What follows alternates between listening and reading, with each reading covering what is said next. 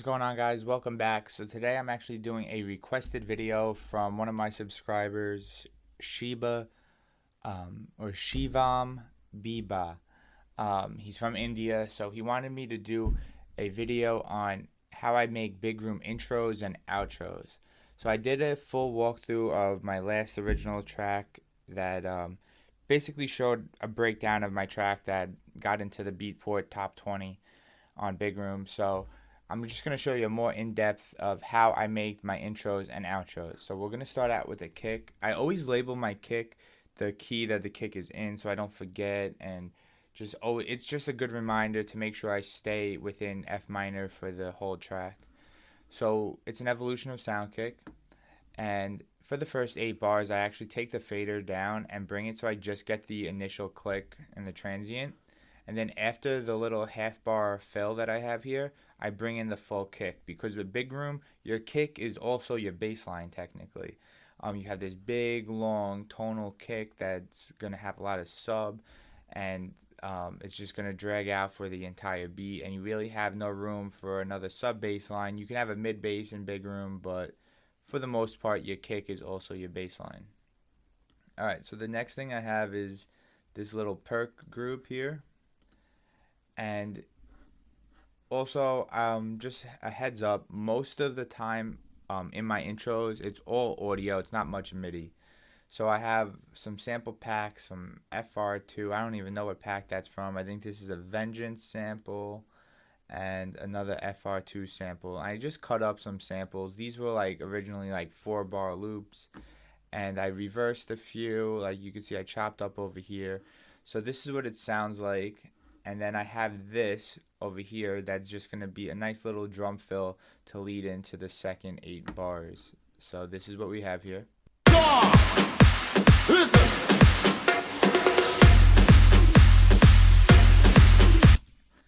Alright, and that's pretty much it. The perks are pretty simple. And also I want to keep these in from the beginning because the toms coming in not coming in, the toms from the beginning are adding to the groove, and I want the groove from the very beginning of the track. So there's not really much changes or anything coming in. Everything starts in the beginning for the perks. Then we have the vocals. These were the original vocal tracks, but now I have these two as the vocals. The first 8 bars is just an ad-lib section from MC Spider, because this is a collaboration I'm doing with MC Spider for my Pull and Return project. And it sounds like this. Yo! Watch it ride! Spider! Trezor! Listen!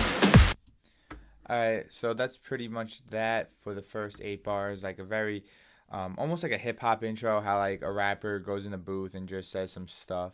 And then I have the vocals, and I'm slowly bringing the vocals in because I wanted to incorporate the second half of the intro into the build-up, because I don't have a first breakdown here. I only have a breakdown after my first drop.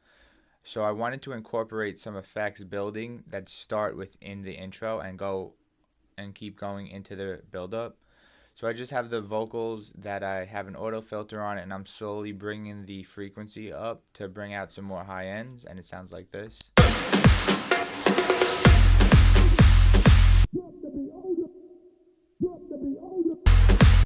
It's very subtle in the intro, but it does make a difference. So the next thing I have is the claps, and the claps are the same as the kick. I don't do anything different. I just have them playing along with the kick. When the kick comes out, the claps come out too. And you can just see the intro sounds dead without the claps. Yo! Watch it ride! Spider! So that is just the biggest difference maker, besides the kick obviously, is the claps. I like to have the claps from the beginning. It just sounds dead, and when you, in like today's day and age, people lose interest very early on. So you need to capture the listener's attention, and by having the claps in from the beginning, the track's going to sound more exciting. I also have a 16-bar intro riser. I like the 16-bar riser because you're getting tension from the very beginning of the track, and it's building up, and then by the end of the intro, when the riser gives out, it's really scratching that listener's itch to know what's happening, and it's releasing the tension. The shakers I have, it's a cashmere shaker, and I actually reversed them on like 2 of the shakes and then left it on the other 2. So the shaker is pretty simple. It's nothing crazy, but I have it coming in on the second half of the intro. And it just, you can see the energy building when these come in.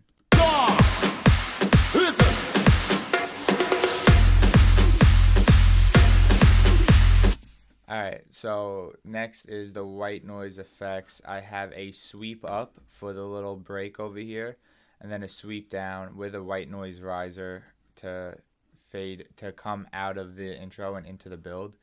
So just pay attention to the white noise.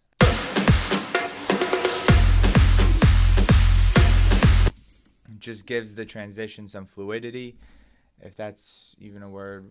Fluidness, whatever the fuck you would say.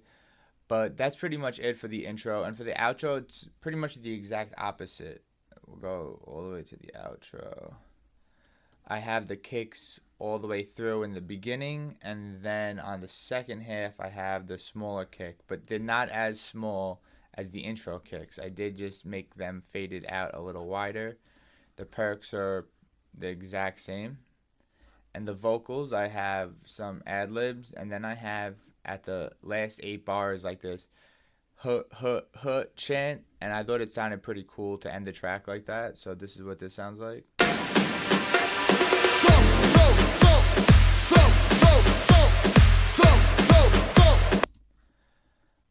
Same thing, claps are with the kick.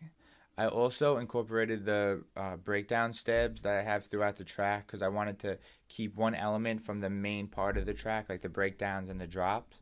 I wanted to incorporate that in the outro. So we have these stabs on the outro.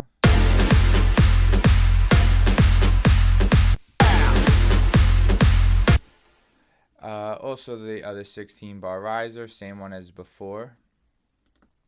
The shakers are in the first half and then cut out right before the fill and are taken out for the second half of the outro.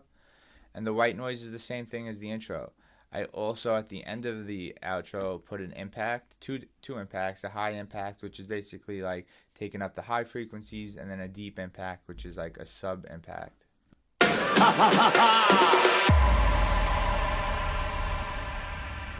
Fade them down so they're not too long, and that's pretty much it, guys.